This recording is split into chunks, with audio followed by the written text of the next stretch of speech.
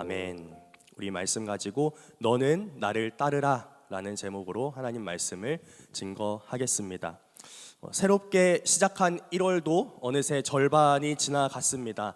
새해에 결심하시고 목표하신 일들이 잘 진행되고 있으신가요? 사실은 시간이 지날수록 새해가 된다고 뭔가 거창한 목표를 세우거나 대단한 결심을 하는 것 자체가 좀 귀찮기도 하고 회의감이나 피로감이나 무력감을 줄 때가 많아지는 것 같기도 합니다. 저도 작년 시작할 때는 성경 1독 이상 하겠다, 뭘 이렇게 하고 뭘 저렇게 하겠다 했었고, 그 중에는 지켜진 것도 있고 작심삼일 한 것도 있었는데요. 올해를 시작하면서는 이렇게 하겠다, 저렇게 하겠다, 구체적으로 목표를 세우거나 다짐한 것이 딱히 없는 게 사실입니다. 하지만 제게 주어진 올해 첫 이 새벽 설교를 준비하면서 이런 생각이 들었습니다. 구체적으로는 이렇게 저렇게 한다는 목표를 세우지는 않더라도 적어도 올 한 해 어떤 상황 속에서도 흔들리지 않도록 붙잡을 그 방향성은 좀 분명히 하자. 설령 여러 가지 일과 문제들로 인하여서 흔들릴지라도 잠시 길을 좀 잃는 것 같다 할지라도 다시 돌아올 수 있도록 항상 기억하고 마음으로 붙잡을 그 한마디는 분명히 하자는 것이었습니다. 그것이 바로 요한복음의 가장 마지막 장면에 등장하는 예수님의 말씀이자 오늘 설교의 제목인 너는 나를 따르라 라는 것입니다.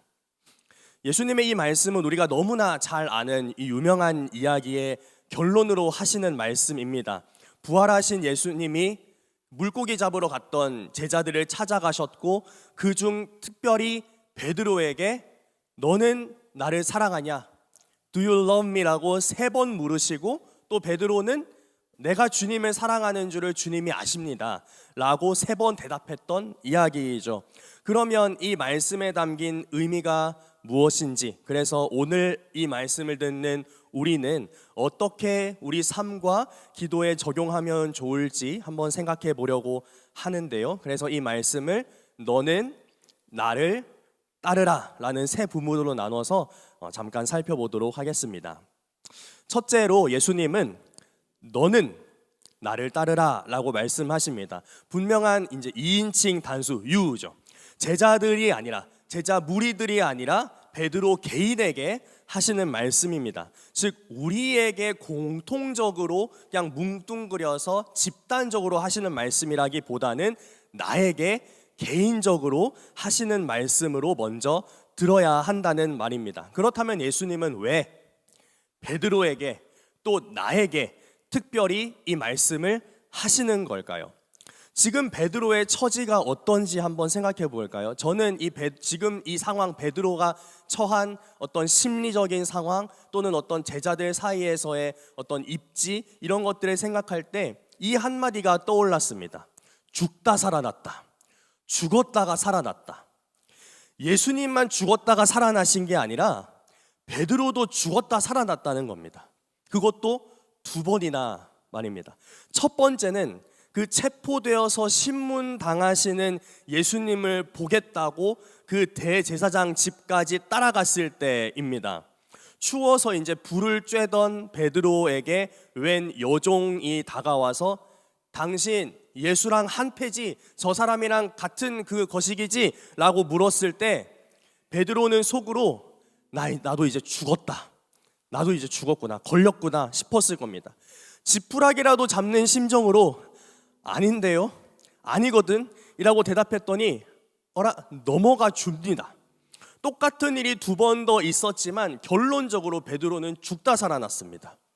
그런데 새벽을 알리는 닭이 울었을 때, 그래서 닭이 울기 전에 네가 나를 3번 모른다 할 거다 라고 예수님이 하셨던 그 말씀이 생각났을 때 베드로는 진짜 죽음, 진짜 어두움이 자기를 덮치고 있다는 것을 경험했습니다. 어떤 죽음, 어떤 어두움일까요?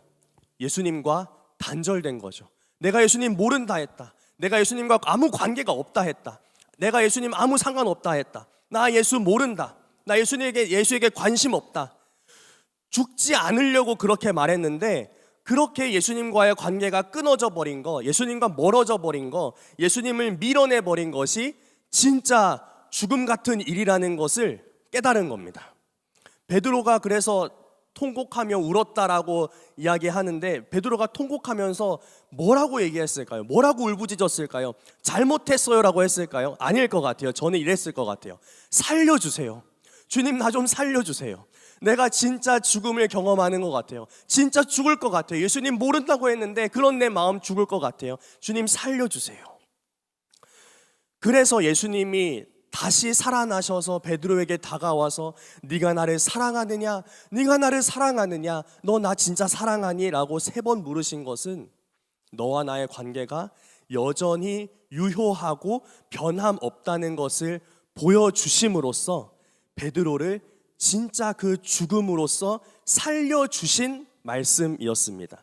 내가 죽었다가 살아난 것처럼 너도 죽었다가 살아났다. 너도 망가졌었지만 완전히 회복되었다. 그러니 너는 나를 따르라 라는 말씀이죠. 사랑하는 여러분, 우리는 모두 죽었다가 살아난 사람들입니다. 스스로를 자신의 주인으로 여기며 내 뜻대로, 세상의 기준대로, 사람들의 눈치대로 살았던 그 모든 순간들이 사실은 하나님 앞에서 죽어있던 시간이었음을 인정하고, 나 때문에 나 대신해서 십자가에 못 박혀 죽으시고 다시 살아나신 그 예수님을 주인으로, 왕으로 고백함으로써 우리가 그분의 생명으로 다시 살아난 존재임을 믿습니다. 또 한편으로는 작년 한 해 동안 여러 가지 실패한 순간들, 아팠던 순간들, 크고 작은 문제로 고통받고 눈물 흘리고 마음 아파했던 그런 모든 순간들, 그래서 잠시나마 죽음과 같은 그런 어두움과 두려움의 터널을 지나온 우리에게 주님은 변함없이 새로운 날, 새로운 삶의 기회를 주셔서 우리를 지금도 살게 하셨습니다. 그렇게 우리를 살려주신 예수님이 말씀하십니다. 너는 나를 따르라. 너는 나를 따르라. 예수님께서 죽었던 우리에게 새로운 생명과 삶을 주셔서 우리의 진정한 주인 되셨음을 잊지 않는 우리가 되길 소원합니다. 둘째로 예수님은 너는 나를 따르라 라고 말씀하십니다. 너는 나를 따르라. 말 그대로 예수님을 따르라 라는 말씀이죠. 저는 이 말로 표현해보고 싶은데요, 예수님은 대체 불가하다. 예수님은 그 어떤 것으로도 대체할 수 없다. 생각해보면 우리는 얼마나 많은 것들로 이 예수님의 자리를 대체하고 있는지 모릅니다. 또 그렇게 사람들을 이끌고 있는지 모릅니다. 나를 따르라. 내 지위와 권위를 따르라. 시대와 유행을 따르라. 내 경험과 지식을 따르라. 재물과 안전을 따르라. 정치 이념을 따르라. 다수를 따르라. 전통을 따르라. 네 기준에 좋아 보이는 것을 따르라. 그 어느 것도 예수님을 따르라라는 말을 대신할 수 없습니다. 그러나 그 무언가로 예수님의 자리를 대체하려 한다면, 그러니까 예수님 아닌 다른 무언가를 따르는 것이 곧 예수님을 따르는 것과 같은 거라고 생각하고 말한다면 그것은 곧 우상입니다.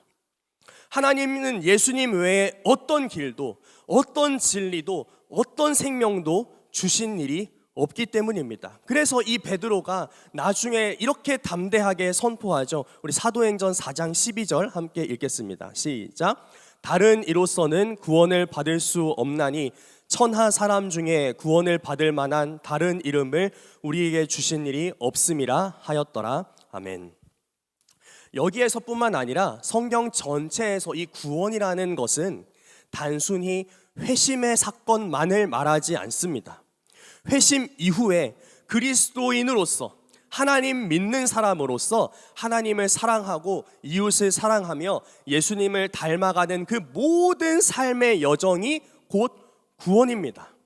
그러니까 오직 예수의 이름으로만 구원을 받을 수 있다는 것은 삶의 모든 순간들, 삶의 모든 영역들 가운데 우리가 따라야 할 유일하고 완전한 원리가, 완전한 진리가 오직 예수님 그 자체라는 것입니다. 그래서 마지막 셋째로 예수님이 너는 나를 따르라 라고 말씀하실 때 그 따르라 라는 이 follow라는 말은 곧 나처럼 살고 나처럼 죽으라는 말입니다. 삶과 죽음의 모든 기준, 모든 방법, 모든 결과에 있어서 오직 예수님의 본을 따르라는 말입니다. 그래서 예수님은 이 부분에서 베드로의 앞으로의 삶이 어떨지, 앞으로의 죽음이 어떨지에 대해서 모두 말씀하시죠. 21장 17절과 18절 상반절, 우리 좀 길지만 천천히 한번 읽어보겠습니다. 시작. 세 번째 이르시되 요한의 아들 시몬아 네가 나를 사랑하느냐 하시니 주께서 세 번째 내가 나를 사랑하느냐 하심으로 베드로가 근심하여 이르되 주님 모든 것을 아시오매 내가 주님을 사랑하는 줄을 주님께서 아시나이다. 예수께서 이르시되 내 양을 먹이라. 내가 진실로 진실로 내게 이르노니 내가 젊어서는 스스로 띠뛰고 원하는 곳으로 다녔거니와.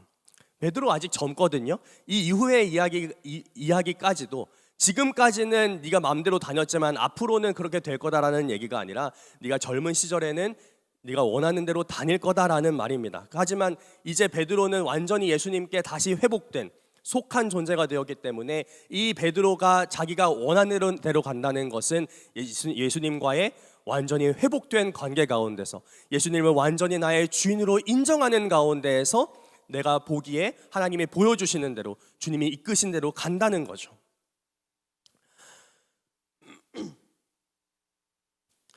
그래서 지금까지는 예수님 내가 목자고 너는 보조였는데 이제 내가 떠난 후에는 네가 목자라는 겁니다. 목자에게는 자기 양들을 어디로 데려갈지, 어떤 밥을 먹일지, 어디서 재울지 결정하는 권한이 있는 사람이죠. 책임 있는 사람입니다. 그러니까 지금까지는 예수님이 오병이어 주면 주시는 대로 서빙하고, 그리고 물리를 걸으라 하시면 그 말씀대로 걸었지만 이제부터는 나와의 회복된 관계 안에서 네가 할 수 있는 일, 네가 해야 할 일을 하라는 말입니다. 그 말씀대로 베드로가 사도행전에서 어떤 일들을 감당하나요? 3,000명을 회심하게 하고 안전뱅이를 일으키고 죽은 사람 살려내고 이방인 고넬료에게 세례를 주는 그런 목자의 길, 곧 예수님의 삶을 살게 되었습니다. 그리고 예수님은 그 길의 끝에 베드로가 맞이할 죽음에 대해서도 말씀하시죠. 21장 18절 하반절과 19절 상반절인데요. 같이 읽겠습니다. 시작. 늙어서는 네 팔을 벌리리니 남이 내게 띠띠우고 원하지 아니하는 곳으로 데려가리라. 이 말씀을 하심은 베드로가 어떠한 죽음으로 하나님께 영광을 돌릴 것을 가리키심이로라. 베드로는 이 장면의 시기로부터 대략 한 30년 정도 후에 순교당하게 되는데요. 우리가 많이 들어온 대로 전승에 따르면 예수님과 같은 모습으로 내가 감히 죽을 수 없다면서 십자가에 거꾸로 매달려 죽었다고 하죠. 제가 예전에 필리핀에 한 6개월 정도 있었는데요. 지금도 이 카톨릭 국가인 필리핀에서는 매년 이 굿 프라이데이 성금요일이면 자원하는 사람들을 모아서 십자가에 진짜로 못 박는 행사를 치릅니다. 2024년에도 8명을 그렇게 했다고 봤는데요. 물론 죽음에 이르게까지는 하지 않지만 보통은 이 진짜 손에다가 뭐 박더라고요. 보통은 심한 고통으로 인해서 혼절하는 경우가 많습니다. 하지만 우리는 알고 있습니다. 예수님처럼 죽으라는 말은 형태를 따라 하라는 말이 아니라 무조건 예수님 믿으면 십자가에 못 박혀 죽어야 된다, 그 고통을 알아야 된다라는 말이 아니라 그 십자가에서, 예수님의 십자가에서 나의 옛사람이 완전히 죽었다는 것과 나아가 예수님을 통해 주어진 새로운 생명과 삶을 통해 이미 새 사람이 되었다는 것을 철저히 인정하고 믿으라는 말이죠. 그 십자가를 통해 확증된 하나님의 사랑의 대상이 바로 우리이고 나이고 라는 것을 분명히 알고 그 사랑에 합당한 삶을 살되 죽음을 두려워하지 말라는 말입니다. 그것이 진짜로 예수님의 삶, 예수님의 죽음을 따르는 것이 아니겠습니까? 그렇게 예수님은 죽었다 살아난 나에게 대체 불가한 예수님을 따라 살고 죽는 여정으로 우리 한 사람 한 사람을 부르시고 그 여정을 걸어갈 새로운 시간을 주셨습니다. 이 말씀을 듣자마자 요한을 가리키면서 이 사람은 어떻게 되는데요? 이 사람은 어떻게 되는데요? 라고 물었던 베드로처럼 비교하고 경쟁할 대상을 찾기보다는 사랑과 관심이 필요한 영혼을 찾아 돌보는 우리가 되길 소망합니다. 사람으로 이유와 핑계를 삼아서 예수님 말씀을 등한시하기보다는 우리 각자에게 주신 다양한 관계들을 통해서 더 철저하게 예수님을 따르며 그분과 동행하는 우리가 되길 소망합니다. 너는 나를 따르라 라는 이 말씀이 우리의 정확하고 든든한 나침반이 될 때 믿음으로 하나님의 영광을 보며 담대하게 한 걸음씩 전진하는 우리 모두가 될 줄로 믿습니다.